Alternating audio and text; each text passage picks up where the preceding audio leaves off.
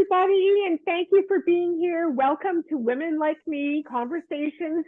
I am here today with Lisa. Now, Lisa is one of our newest writers, and she has written in Women Like Me, Healing and Acceptance. She has a fabulous story to tell, and I think it's going to be really enlightening for all of you to listen to her. My name is Julie Fairhurst, and I am the founder of the book program Women Like Me, and I am also the transformational story coach. So I help women get their stories out of their heads, out of their hearts, out of their bodies, and into these fabulous books. And it's a healing for the women, but also it helps to heal, educate, and enlighten the other people who read them as well. So it's not just helping our ladies, but it's helping the readers out there as well. So thank you, Lisa, for being here, and thank you for writing in the book. I appreciate it. So I'm going to tell you a little bit about Lisa. So Lisa Kalinski wrote Unapologetically Me, Living with ADHD. Now, I loved Lisa's story because it was really enlightening for me as I read it to actually understand how it affects someone. I never really understood that. So you're going to get a lot out of this interview that we're going to do now, but also if you decide to pick up and read her story. So I want to tell you a little bit about Lisa.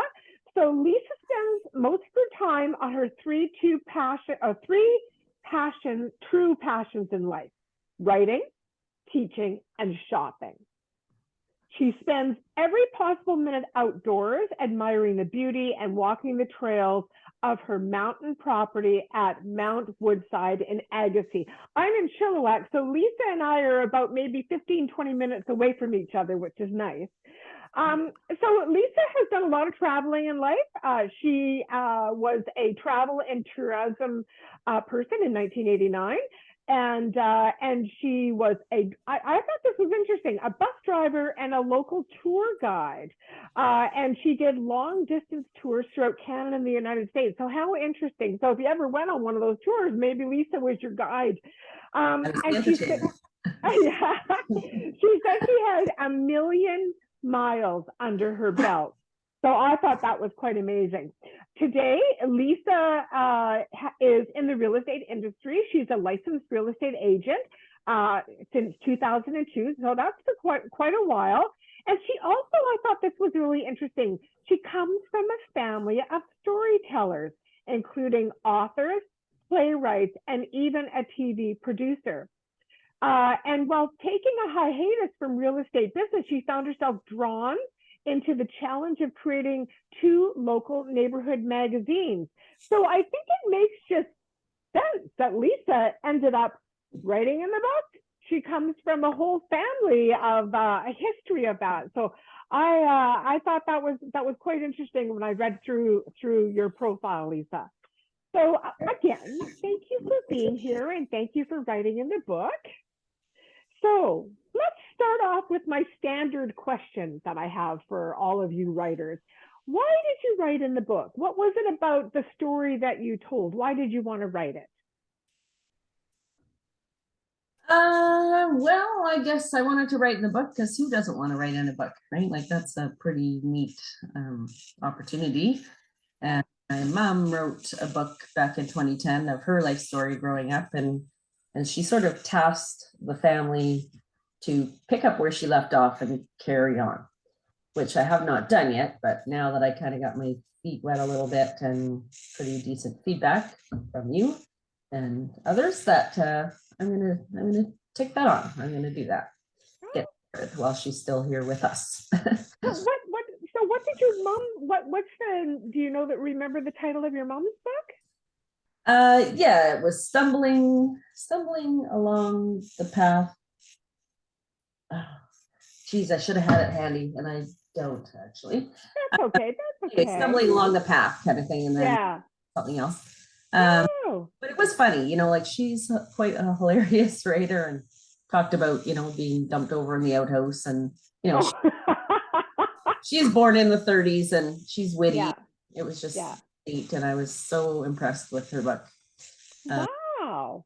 But yeah, and then one of my cousins did the vagina monologues. You must have heard of that. That's been a long. Yes, I have. So she's done plays, and her life's work is talking about women and their issues and Yeah. whatnot. And my niece Krista is a movie producer in Vancouver. She does several shows. So Wow. it's kind of in our veins, and I'm sort of getting a late start, but I'm so happy that I'm getting that start. Well, it's not that late a start, dear. Good. You're good. You're okay. Well, that's just so interesting. And yeah, you obviously have it in your blood, and certainly you do write very well. So I was impressed when I read it and went through it. So I just found your story so interesting. And what you talk about being your 20-year-old self, full of zest with boundless energy. But you also were beyond frustrated and depressed, and you couldn't think straight, and you found that you were going around in circles. So is that the first time that you sort of started to realize that, like, because you didn't know what was wrong? Right. Well, no, I would say I started to realize way earlier than that. But it was when I came upon this Chatelaine magazine and read this article that I went, huh, okay, well, so maybe I'm not nuts, and there's hope, and maybe even some management, if I go and check into this. So I dragged my mom in there, and we went. Back then you had to go to a psychiatrist, and it's big sort of a, they want to look at your report cards, and they want to talk to your family, and sort of kind of give them a quiz, personality quiz per se. And then they just say, yeah, no, this fits the bill for this, and you can go on this or this drug, but for me, just knowing what it was therapy enough at first anyway. Yeah. And so was it right there and then in your 20s then when you went to the psychiatrist with your mom? That's when they figured it. But they probably, like, did they understand it as much as they do now, or? No, I don't think so. I mean, I really just thought there was people that had their shit together, and then there's people that don't have their shit together. Yeah. People that have their shit together are probably just either lazy or stupid, or have some sort of a handicap, which I suppose is really what it is. It's a wiring problem. It is a handicap in a sense, but it's invisible. You can't see it. You can't tell immediately, but you can see it in a person's home or their car or their work. It's kind of done in fits and spurts. Like there's, it's almost impossible to have a completely tidy home at any given time. Possible. It really is. Yeah. I have a good man, mind you, who chases me around and picks up what I leave behind. Yeah. And so why is that then? Like, what's happening that causes that? Is it because you're starting a task and then go to another task? You don't finish tasks? What is it? I guess I've never had the tenacity to really learn about it, because anything that's boring, I guess, if you will, is hard to kind of do, right? I don't exactly know why the wiring is not connecting, but there's a short circuit in there between this and this, that needs to form a thought and then an action, right? So right, and it's gone before you can get to the action, basically. Yeah. So your thoughts are being replaced constantly with new thoughts, and seeing shiny things, and it's just, can't explain it, but it is really a thing, and it is really negative effect if you're not. So for kids in school, then I guess if they lose their, as it's an attention deficit disorder. So if they lose their attention, then they're squirming, and maybe they're identified as a problem, bad kid, that kind of thing.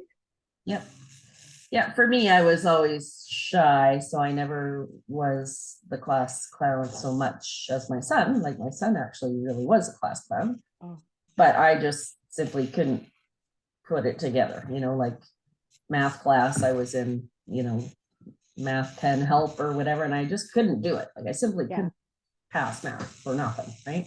yeah, Memorize, so I didn't get it, but I could memorize it, right. got other skills to compensate. Yes, yes. And that makes sense, right? I guess a lot of people that have any form of disability would compensate with other skills or other things they have in order to be productive, I guess. Right. Yeah. Oh, Yeah, well, we have different workarounds. yeah. Well, then you talk about being 35 years ago. It was not a thing that people talked about like they do this day. And it still doesn't have an awareness day in the calendar. So do you find that there's just not much? Yeah, there's a day for autism, and there's a day for cerebral palsy. There's a day for this, there's a day for that, there's a day for everything, but Yes. there's not a day, and if there is, it's not a day that I've heard about, and I've been aware of this a long, long time. So there's no real support groups. Like even I went on Facebook one time and Yeah. and nothing really comes up. It's almost like people don't want to talk about that, or they don't want to identify with that because it's an embarrassment, or it's, I don't know. Yeah.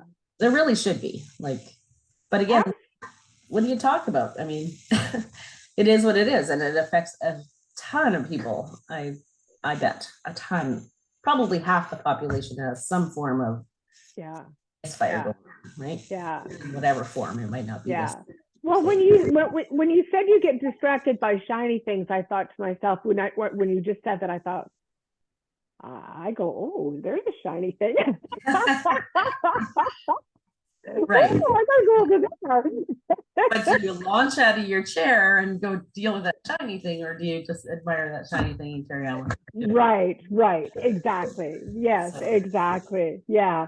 You talk about being a kid, your son, being a kid and being disorganized, and you feel that stemmed from your or you thought maybe it stemmed from your lack of disorganization.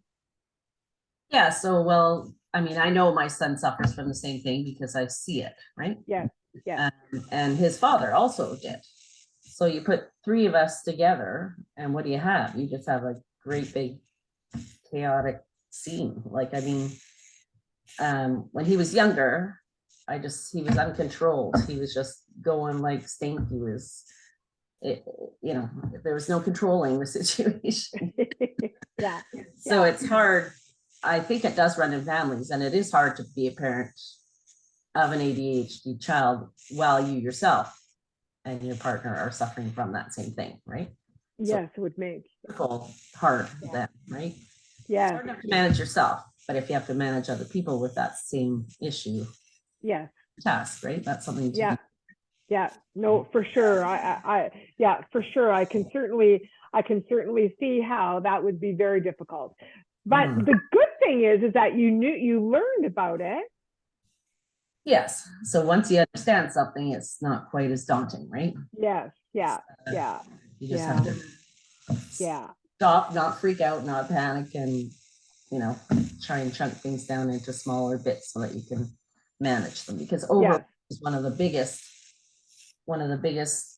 problems with this, is this constant state of overwhelm and constant state of, I don't have enough time. I don't have time. I'm running out of time, or I don't have enough money. I'm going to run out of money. Like you have this overwhelm all the time.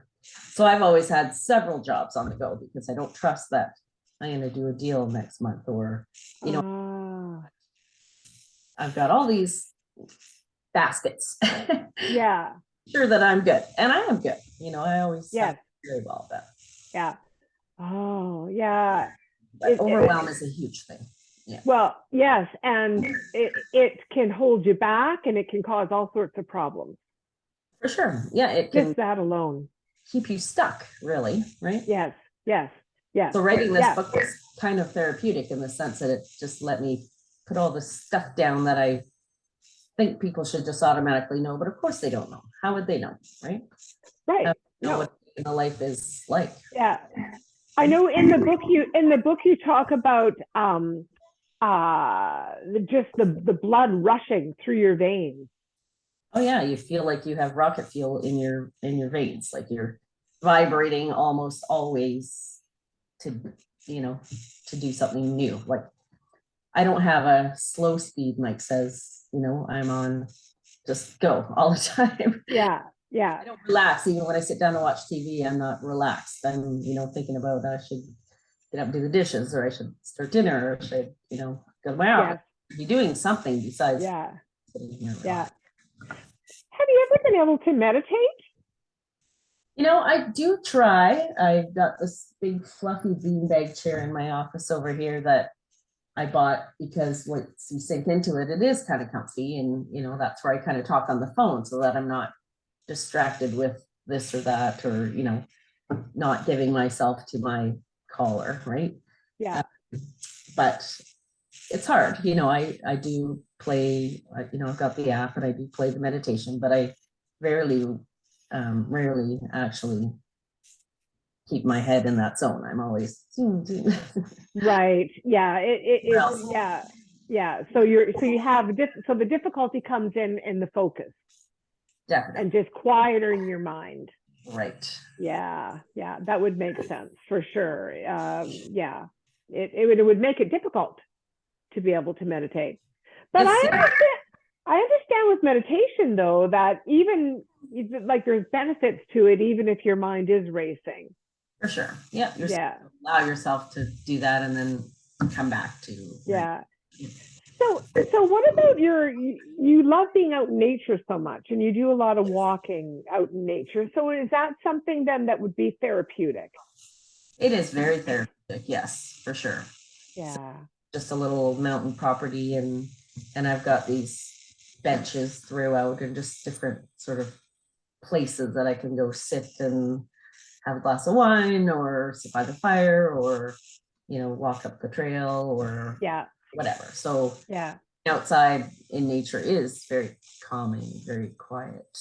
So it sounds like people that have ADHD really do need to find an outlet of some sort. Yep. Yeah. Find some less noisy, less stimulating place to be. Ah, Right? right. When there's no TV on outside or when it's quiet outside, you're just hearing the birds and hearing the, you know, Yes.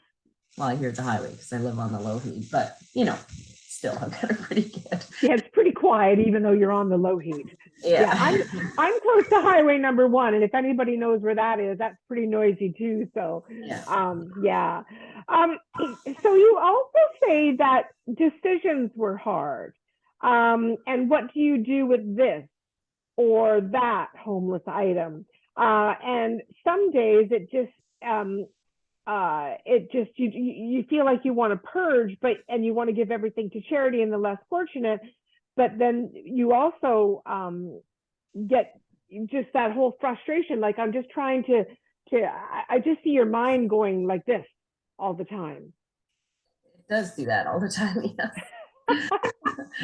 And I'm a little less, you know, I'm older now, and so I'm a little quieter by nature because you have less energy to, you know. Right. It's quite exhausting. I don't have a hard time going to sleep at night. I just crash. Yeah. But yeah, I mean, bits, you know, like what do you do with you know, this, right? The candy thing. Yeah. Well, it could go in my desk drawer, or it could go in the kitchen, or it could, you know what I mean? Like, I mean, that's just an example, but, and paper, you know, like you get junk mail that you don't really, it's not junk, so you need it, you should keep it, but, you know, does it need a file? And I mean, there's just so many things that I waste my energy on.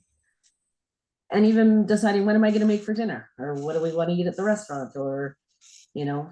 Yeah. So it's cyclone in the head all the time about silly stuff, you know? Like an almost overthinking everything. Oh, that's a good way of putting it. Very much so. Overthinking everything. Yeah. Where where to put that is quite simple. Yeah.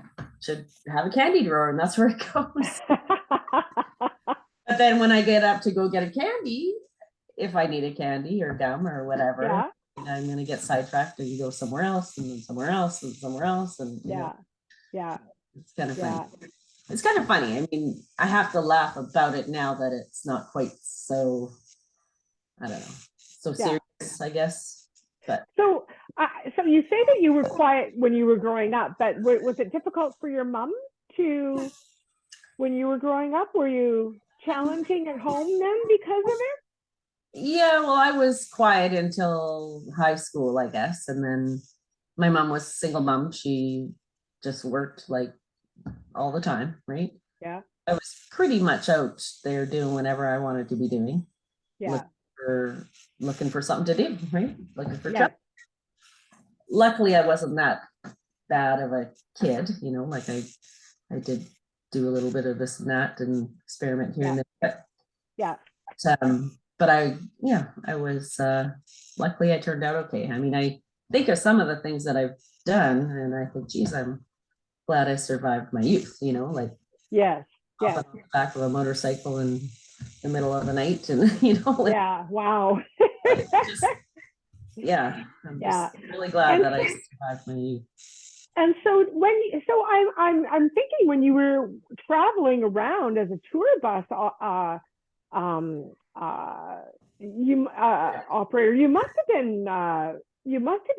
that must have been a great job because you're out, you're traveling, you're seeing different people, you're seeing different places. For sure.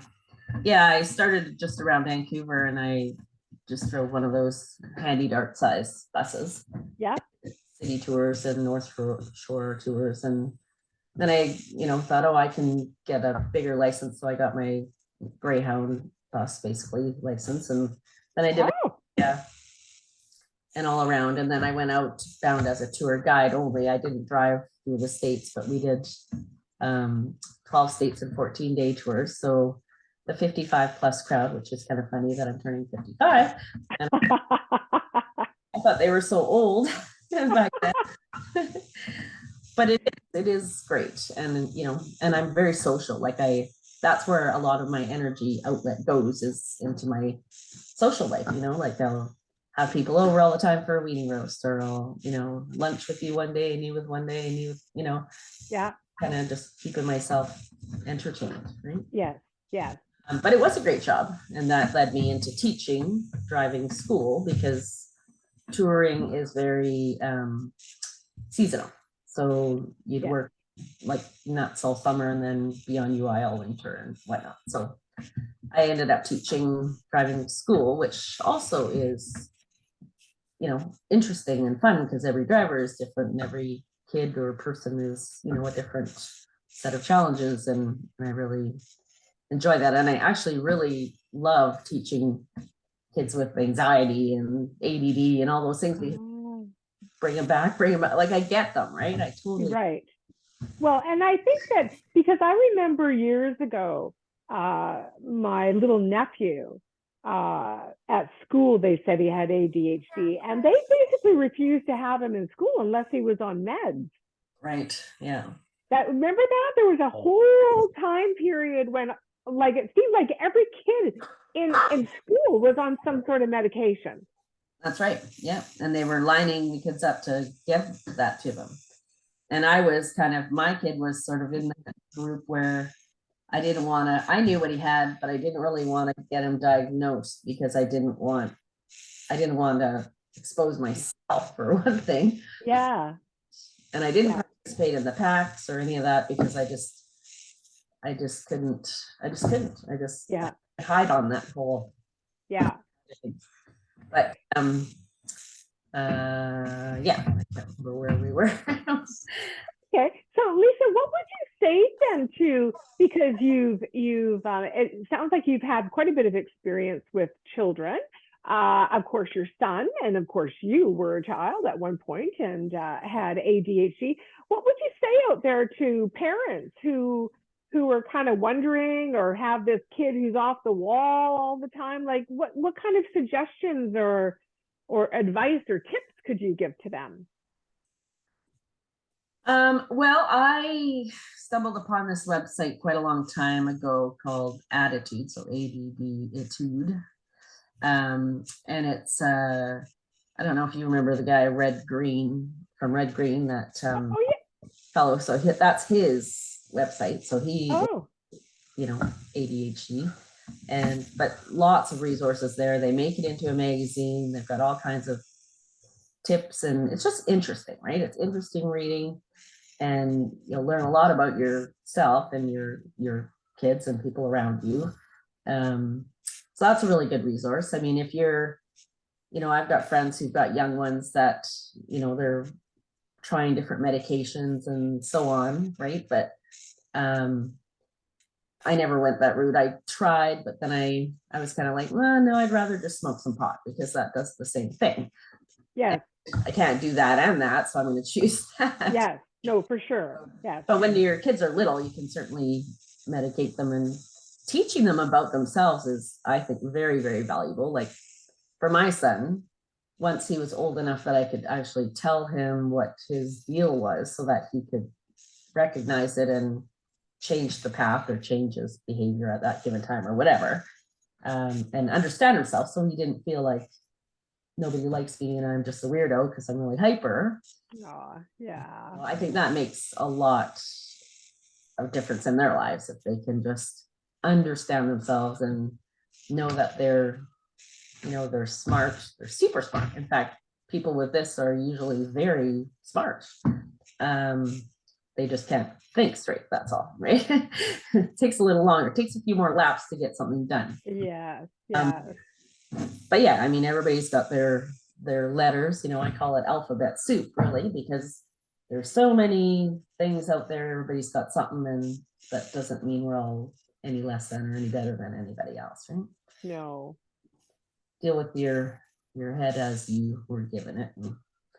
And I do believe what you said. I think that's really good advice is when a child is old enough to somewhat understand, to let them know that there's nothing wrong with you. You're a good person. You just have a little difficulty getting your thoughts straight and focusing. And so I think that if we know that we have certain issues, then we can, figure out how to deal with them. Like for myself, I've always had difficulty, even as a young kid, with pronunciation. And that's why I always ask my writers or anybody I'm interviewing, even if it seems like it's an easy name, to pronounce it for me. And then I've even practiced and screwed it up.